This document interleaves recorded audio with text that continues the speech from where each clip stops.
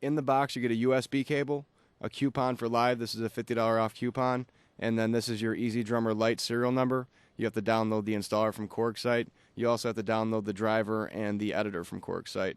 And lastly, you get the manual, which is a fold-out style manual. The pads on these two definitely are different. First of all, the nanoPADs don't light up.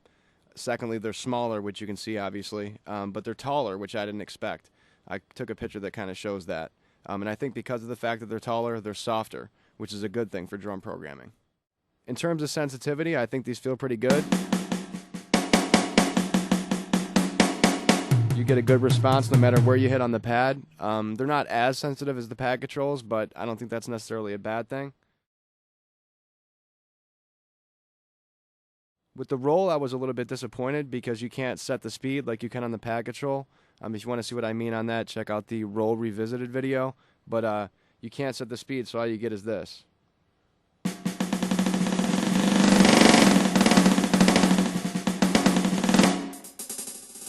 You know what I mean? And that's going to be usable in certain situations, but, you know, not being able to sync it even manually kind of sucks. You know, the flam, I think it's the same as there was on the pad control. I really didn't use that feature too much, though, to be honest. You can have up to 8 notes assigned to each pad. I have some 6-note chords assigned here. All right, and these also work with the roll feature.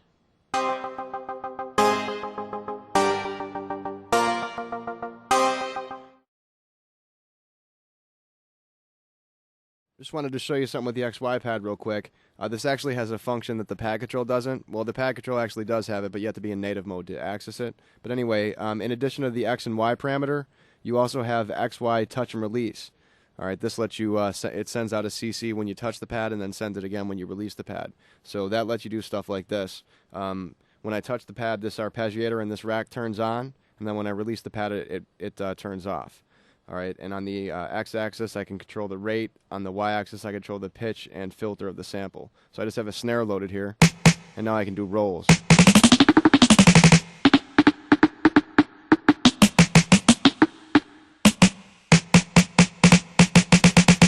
And when my finger's not on the XY pad, it just plays like normal. Another thing you can do with the XY touch and release is you can set an attack and release time. So let me just set these up to show you what they do real quick.